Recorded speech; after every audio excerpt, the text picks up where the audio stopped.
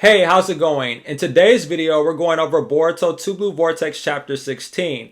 This was without a doubt another setup chapter, but we did learn a lot of valuable information pertaining to Boruto and Kashin Koji and essentially how they plan on dealing with the Shinju threat moving forward.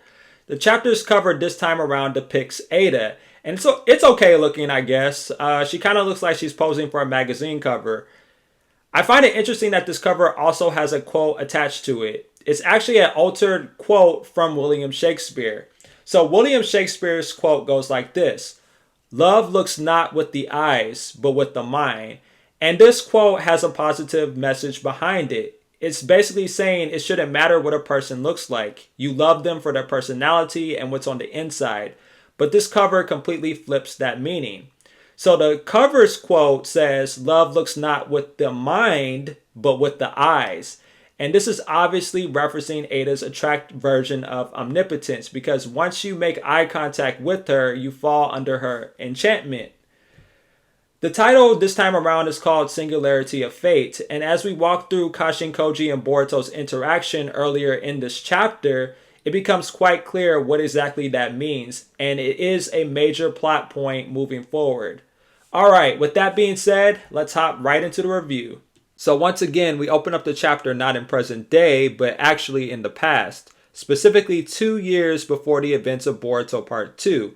We get to see some of Boruto's training with Kashin Koji, courtesy of the prescient Shinjutsu, to relay techniques to Boruto that he would have learned in alternative futures. Koji breaks down the concept of space-time ninjutsu and then explains how space-time ninjutsu and flying are two key characteristics of all Otsutsuki characters. Boruto primarily relied on the Karma Seal throughout the series in order to use space-time ninjutsu, but as we learned in the previous chapter, he stopped after he and Sasuke fought against Code 1 year prior to Boruto meeting up with Kashin Koji. The reason he stopped is because he essentially ceased being himself. He said that he felt like he was dying while still fully being conscious. If we want to count the anime's continuity as well, Boruto was also able to use space-time ninjutsu courtesy of his Jogan, but since Kawaki damaged his eye, that option also is not available to him right now. I will eventually make a theory video on how it's possible for Boruto to get his Jogan back. I just need a little bit more intel. Koji then breaks down a scenario in which Boruto was able to get around the issue of not being able to use space-time ninjutsu. This was something that would have or could have occurred in a possible future 6 years later. Future Boruto devised a plan to embed some of his chakra inside of ninja tools. Once Boruto could sense his own chakra emanating from the weapons and objects, he would essentially be able to instantaneously move to any location. And I always suspected this was the case for Boruto's variant of the Flying Raijin, because that's exactly how he moved across the battlefield during this fight with Mitsuki in Chapter 7. He threw Shuriken at Mitsuki, in which case Mitsuki essentially knocked them away. And once that happened and one of them essentially hit a tree branch, that's exactly where Boruto teleported to. Future Boruto likely had a lot of incentive to learn this technique, being a rogue ninja and of course needing to avoid capture and detection. So it makes sense that he would put time and research into inventing this technique. However, Koji explains that while future Boruto did name this technique after the original Flying Thunder God, it is in fact a different space-time ninjutsu from the one that Minato used. This was Boruto's own unique approach to this technique, similar to how he created the Vanishing Rasengan and Rasengan Uzuhiko by modifying the original Rasengan. Minato used seals on his ninja tools, people, and places to get to different locations. Boruto, on the other hand, is simply embedding his chakra into inanimate objects, detecting that chakra signature, and moving to the same location or area as that object. Koji then explained to the current Boruto that future Boruto had a limitation with his variant of the Flying Raijin. If he were to land a ninja tool in a specific area, it would need to be in a visible range for him to actually be able to see and teleport to it. But there may be instances where Boruto may need to throw multiple shuriken in different directions, maybe one directly to the north and another one to the south of his general direction. That would create a scenario in which two mediums would contain his chakra, meaning it would be difficult for him to intentionally teleport to the location in which he would want. If there's one medium, there's no problem, but two or more and things get a lot more tricky. So Koji also explained to the current Boruto that future Boruto managed to bypass this issue as well. Future Boruto decided to use symbols and shapes in his mind and correlated these shapes and objects to the chakra mediums to better distinguish multiple different locations containing his chakra. This also allowed for future Boruto to not only teleport to greater distances, but also have a more consistent means of teleporting to intended spots which he wishes to teleport to. This would also explain the symbols around Boruto's clothing on under his cape, because these are the exact same symbols that Koji describes when he's explaining it to Boruto. So after their training, Boruto proceeds to ask Kashin Koji a very important question. If they know what the future is going to look like, whether it's good or bad, why not let everyone know so they can at least prepare for it and move the future towards a more positive direction? Koji then explains to Boruto that it's not that simple. The more information people have about their futures, the higher the likelihood that the future will change dramatically. It's like I said in one of my theory videos, the more people know about their future, the greater the likelihood they'll make different choices. Nobody's going to react to the same way once they hear news that something will happen. Altering time in any way will cause a butterfly effect. New possibilities will branch out from the existing ones, and those new possibilities could turn out worse than the ones that are already on the table. Koji explains what I essentially did, but to Boruto directly. The more that people know about the futures, the more they'll deviate from the rails of reality. Koji then describes a category for people in existence that know about the future. He calls these type of people singularities. They will destabilize a future that would have come into existence under normal circumstances and create new futures. Once an individual becomes a singularity, then forever will they change time. From Koji's point of view, singularities should have one purpose and one purpose only, and that's to ensure that the future flows in a more positive direction for the majority of the world, while they, as singularities, operate behind the scenes. Think of the time patrollers from Dragon Ball Xenoverse. They operate behind the scenes as well while watching how the timeline flows to make sure the changes to history will ensure a proper timeline. Kashin Koji then explains to Boruto that just like himself, that Boruto is a singularity. The moment Boruto was told about the Shinju and was taught the Rasengan Uzuhiko and the Flying Raijin from alternative versions of his future self, that was also the moment that Boruto's life changed forever. But Boruto and Kashin Koji are no longer the only singularities in the story. There are actually more now. Eida too is now a singularity because she looked into the past and likely saw Boruto and Koji's full interactions. She knows that time manipulation is at work, and for better or for worse, the events of time are going to deviate from how things were originally supposed to play out. Koji's prescience is also so powerful that he actually saw a future and knew that Eida will be possibly watching this conversation with Boruto 2 years in the future. Eida then responds to hearing Kashin Koji with the name of the title of this chapter, Singularity of Fate, because she knows this is now her destiny as well. And I'm not going to lie, it was a pretty clever way for the writers to transition from the past to the present by using Eida's Senrigan. It just flowed so seamlessly together, and I really thought that was kind of cool. Sarada asks Eida in present day what intel did she find out about Boruto. Eida withholds a lot of information from Sarada and Sumire. She only tells them that the reason Boruto hasn't told them anything because he doesn't want any harm to come to them. Eida also knows that if they know too much, they too will become singularities and drastically alter the timeline. Sarada doesn't seem satisfied with Eida's answer. She doesn't like the idea of her boyfriend carrying the burden all by himself. I'm just joking around, guys, but Sarada knows that Boruto is doing everything in his power to protect the Leaf Village, and she doesn't want to just stand on the sidelines while he's risking his neck to save everybody. She wants to get involved and help. Sarada then proceeds to ask Eida about Boruto's current whereabouts, but then Sumire intervenes saying that she isn't sure that helping Boruto is a good idea because obviously Boruto doesn't want to be found. Otherwise, he would have left them with some means of contact. Sumire thinks that they should let Boruto handle it and respect his wishes. And Sarada wants to actively support Boruto by being by his side throughout these different trials and tribulations. I understand both of their perspectives, and with us knowing what we do about singularities now, Sumire's point of view actually makes the most sense to follow as of right now. But at the same time, I support and respect Sarada's ride or die approach as well. It's obvious these two girls have feelings for Boruto, but they are different people and of course have different approaches for supporting him. And I have to say, Boruto's a very lucky guy. I also think because they truly love Boruto, who happens to be an Otsutsuki, this is why they have become immune from omnipotence, because it's the only thing these two girls share in common from any other person in this series.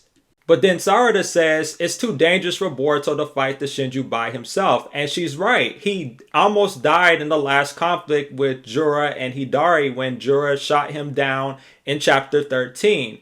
Sumire then gets a little passive aggressive with Sarada and says that maybe you should consider his feelings some more rather than how you feel. So Sarada is taken aback and actually a little shocked by how Sumire is acting right now. And then Sarada learns what this conversation truly is about. It's not about Boruto's feelings or Sarada's feelings. It's about Sumire's feelings as well. She's frustrated and feeling like she wants to talk about something, but knowing that she can't. And she finds that scenario to be very bitter inside of her heart. So Sumire, for the second time in the Boruto franchise, confesses her romantic feelings to Boruto in front of Sarada. Sumire made it blatantly clear in part 1, in front of Sarada's face, that she had feelings for him, unlike Sarada, who just outright denied it. Sumire also admits that she was extremely jealous of Boruto and Sarada's moment at the end of chapter 5, which you go back to my chapter 5 review, I did pick up on that panel where she just looked a little bit uncomfortable. That was also one of my favorite moments in Two Blue Vortex as well. Sumire is upset because she felt like Sarada didn't acknowledge her feelings and embrace the person that she cared about the most right in front of her face. And from that perspective, it is a little messed up.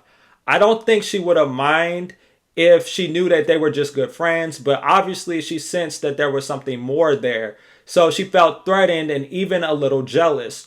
What's crazy is that a similar scene happened in Naruto Shippuden when Sakura hugged Naruto at the end of the Pain arc. And we clearly saw in a panel with Hinata watching this transpire that she was very secure with herself and there was no signs of jealousy. So hopefully Sumire matures a little bit and she can learn to be okay with or without Boruto. I love Eida's reaction here. She knows she's in the middle of a very awkward situation and knows the right thing to do would be to de-escalate it, but at the same time she is finding it so entertaining, so she continues to observe. Sumire also apologizes for her outburst, and it isn't fair because of the fact that Sarada never once verbally confessed that she had any feelings for Boruto. And this is neither the time nor the place to be even addressing something like that in the first place. Sumire gets upset and then storms off. And no offense to her, but I do empathize with the fact that it is frustrating to have competition over someone that you like. But at the same time, I'm kind of rooting for Boruto and Sarada to get together. I mean, it just makes more sense as a couple to me, and they have a lot more history together. Sarada also never once says to Sumire either that Boruto and I are just friends, and that's all it's ever going to be. Because even on a subconscious level, Sarada has to admit to herself she does have some type of feelings for him. Sarada tries to stop Sumire from leaving in such a dramatic fashion by referring to her as class rep. Sumire, still being upset, makes it clear that she doesn't appreciate being called that by Sarada anymore. Sumire in the Boruto anime and even the manga was the head of Boruto's Ninja Academy class. And so, Boruto and the other students always referred to her as class rep. Even when she stopped being a shinobi, Boruto and the others still called her that. She appreciated it because of the fact that even though she was an outsider at this point in her group of shinobi friends, it reminded her that she had a place that she essentially belonged to. It also reminded her of her bond with Boruto. Sumire saying this to Sarada proves that they are essentially no longer friends, but more so rivals, which reminds me a lot of Ino and Sakura's rivalry over Sasuke from back in the day. And again, Eida's reaction is priceless, but her job isn't done yet because Shikamaru communicates to her via sensory unit that she needs to help him with something. So we cut to the next scene as we get to see the Leaf Village elders in communication with the Land of Fire's daimyo. His name is Ikkyu, and I believe he is the father of Tento, the boy that Boruto befriended in the Mujino Bandits arc. So I found that rather interesting. So Ikkyu is very upset at the fact that someone in the Leaf Village allowed Boruto to escape capture. And the most infuriating part about this scene is that the elders don't acknowledge any good that Boruto has done. He stopped Code's invasion, and he defended the village against the Shinju when he didn't have to do any of these things. They also don't bring up the fact that he also said that he is not their enemy, and he doesn't consider them an enemy and will continue to help them. He also said that Naruto was still alive. Boruto would have no reason to lie about this once he escaped. But regardless, the elders don't care about anything Boruto has done, and they are willing to throw the 8th Hokage under the bus to satisfy the daimyo because somebody has to take the fall for this failure. Shikamaru decided to meet with Eida in a setting where no one else could listen in on their conversation. Shikamaru feels as though when he looks at Eida in the eyes that his mind essentially slows down, which makes sense because he's basically under two versions of omnipotence. One is the attract version, and then the second one being, of course, the variation of omnipotence where Boruto and Kawaki switch places. Shikamaru then proceeds to ask Eida what happened in the Hidden Sand Village.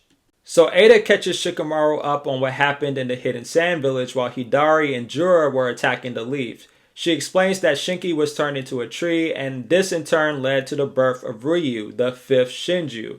She then goes on to explain that Shinki used a sealing jutsu to protect Gaara, but now that Ryu has been born and he wishes to devour Gaara, and also due to the fact that he shares the same chakra from Shinki, he can actually undo the seal and devour Gaara. So Shikamaru, wanting to save a fellow Kage and his brother-in-law, decides that he's going to arrange a mission to rescue Gaara from the Hidden Sand Village immediately. It feels like the Kazekage rescue arc from Naruto Shippuden all over again. So Eida makes it clear to Shikamaru that she cannot watch the Shinju in real time. Everything she relayed to him has been from several hours ago. Eida explains to Shikamaru that the one Shinju who we know as Mamushi was able to see her looking at events through her Senringan. Eida was very disturbed by the situation from chapter 5 and therefore decided not to watch them anymore. This puts somewhat of a nerf on her clairvoyance power and gives the Shinju a certain unpredictable advantage. She didn't bother bringing up the fact that Mamushi wants to devour her, and it's likely because she isn't worried about that because Damon will likely easily dispose of him. A battle between Mamushi and Damon would be insane, and hopefully we get to see an opponent worthy of Damon using 100% of his power. After all, he is one of the strongest characters in this entire franchise, so it'll be really cool to see what he's truly capable of beyond just the reflectability he has. Shikamaru then proceeds to tell Eida that it doesn't matter if she can get the information in real time or in the past. So long as the information is useful, that's all that really matters. Eida then points out to Shikamaru that the reason Boruto escaped in chapter 14 was due in part to Mitsuki being allowed into the room, and she knew he had a role to play in that. And then Shikamaru decides that he's going to play dumb and deny knowing that what she's talking about, likely out of fear that she will relay that information to Kawaki, whom Shikamaru doesn't know is currently working with Boruto at this moment. Eida tells Shikamaru not to play dumb and that she isn't going to tell anyone because it's not in her best interest either. But even beyond that, she doesn't wish to make things harder for Boruto. He is, after all, a singularity, and one small mistake can unravel the future into the darkest timeline. She also has some empathy for Boruto as well because of the fact that her omnipotence ability made him a rogue shinobi. So she feels some obligation to help him even if it's just relaying information to his allies. Eida then explains to Shikamaru that Boruto and Kawaki formed a temporary alliance to deal with the Shinju threat. The moment Boruto told Kawaki information on how to get more power due to potential futures, this too also was the moment that Kawaki became a singularity as well. He was never supposed to get his limiters removed from a model this early in history. Shikamaru then asks Eida to confirm the identity of the person talking behind the toad. Shikamaru isn't stupid. He's seen that type of toad before, all the way back in Boruto Part 1. This is when he witnessed, alongside Naruto and Sasuke, the events that were projected through Amato's glasses, a fight with Jigen. Shikamaru asks Eida if the person behind the toad is in fact Kashin Koji, and Eida just stares at him. Kashin Koji's toad peeps out of Eida's hair, and Shikamaru learns the truth from Koji himself. Koji even commends Shikamaru for his perception skills. Koji then explains his plan to Shikamaru, that he needs to send Konohamaru, Sarada, and Mitsuki to the Land of Wind in order to rescue Gaara. Once again, Kashin Koji is making a decision point on behalf of another character. Shikamaru likely would have sent an entirely different squad, and this in turn would have led to different results for the future, maybe even worse results than what Kashin Koji had in mind. Koji then explains that either Ryu, Matsuri, or both of them will likely appear in that area. The likelihood of Ryu going would of course be the highest, since he of course wants to eat Gaara, but Matsuri having a decision point to determine if she wants to go to the Hidden Sand or not is rather interesting. Kashin Koji also tells Shikamaru to not allow Himawari to leave the Leaf Village. If she does, Jura will likely sense her presence, find her, and kill her. So Himawari has been killed in different possible futures, which is actually crazy to think about. So this confirms that the Devour process does indeed kill the target. Now, what happens to the Shinju after the Devour process, that still remains to be a mystery. So last but not least, Koji finally explains to Shikamaru that Jura will not destroy the Leaf Village, as he values the culture and values of society. So being in the Leaf is likely the safest spot for everyone in the village at the moment. But Koji does warn Shikamaru of this. Under no circumstances should he provoke Jura. If Jura feels threatened in any way, then the likelihood of preventing the darkest timeline will be extremely low, next to impossible. So Koji's strategy in dealing with the Shinju is to never take on Jura directly. The best approach is the divide and conquer method. Eliminate as many of his allies as possible. If Jura shows up, leave immediately, which is something we saw Boruto do in chapters 11 and 12 actually.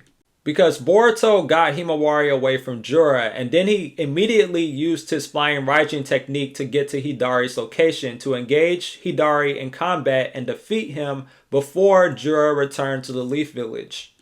Before Koji takes his leave, he expresses his gratitude for allowing Boruto to escape back in chapter 14.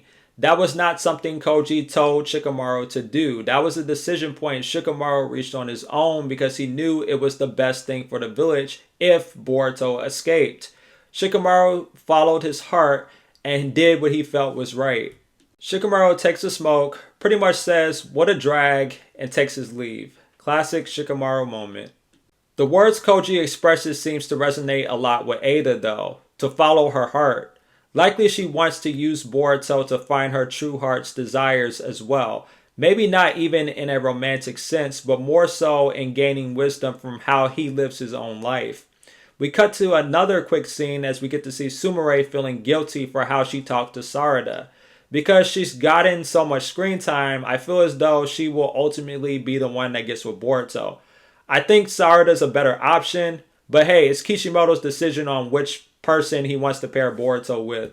So we go a little bit further in time as we get to see Team 7 has made their way to the Land of Wind. Honestly, it's a great shot of the group, and I'm glad that Shikamaru decided to listen to Kashin Koji. I like how Sarada is wearing her headband in a very similar style to how Sakura wore her headband in the original Naruto series. And Mitsuki looks cool with his headband as well. Mitsuki picks up on the fact that something is wrong with Sarada, but Sarada says that she's fine and not to worry about it. She's obviously bothered by how things went with Sumire. So, I mean, sure, they like the same person, but it doesn't change the fact that their friendship is suffering because of it. Konohamaru recommends that Sarada not space out in front of the Sand Ninja. Not too long after, Yodo and Araya show up and appear in front of Team 7. So after they have their quick greeting, Konohamaru immediately says to lead the way to Gaara's location. Konohamaru then relays information on specific coordinates on where the Shinju are likely to appear in the Land of Wind. Mitsuki asks Konohamaru, where did the 8th Hokage get this information from? It should theoretically be impossible for him to know where things are ending up. So people are starting to question Shikamaru's judgments on different factors, which I find to be very interesting. Konohamaru says that he doesn't know, but he heard that it's from a reliable source. And he's skeptical, but he's going to go along with it. And Yodo briefly talks to Sarada here. She says she seems different and wonders if a guy is behind this different energy that she has right now. But Sarada denies it, and Yodo doesn't look convinced in the slightest. So not too long after, Konohamaru essentially detects the arrival of the Shinju. So he gets his first time glance at both Ryu and Matsuri. And they appear to be looking at a dead toad. So it's obvious that Koji put that toad in place to serve as bait, and the Shinju essentially fell for it. I can see why Koji sent Team 7 to fight alongside Yodo and Araya. For one, Konohamaru is familiar with Moegi's earth style, and two, because Sarada and Mitsuki are not only powerful, but they've worked alongside Konohamaru on many missions, so they understand and can complement each other's fighting styles. And then you have Yodo and Araya, who are also very familiar with Shinki's jutsu as well. So this is actually a very powerful matchup. So the chapter ends with Matsuri noting that the toad is a clue that will lead them to Boruto. Matsuri, in my opinion, is the second biggest threat next to Jura himself. And she's very hot on Koji's trail. So she must be taken care of as soon as possible. I can tell the final chapter of the year is going to be very action-packed, and hopefully we get a full Team 7 reunion with Boruto pulling up to fight as well. Well, until next time, guys.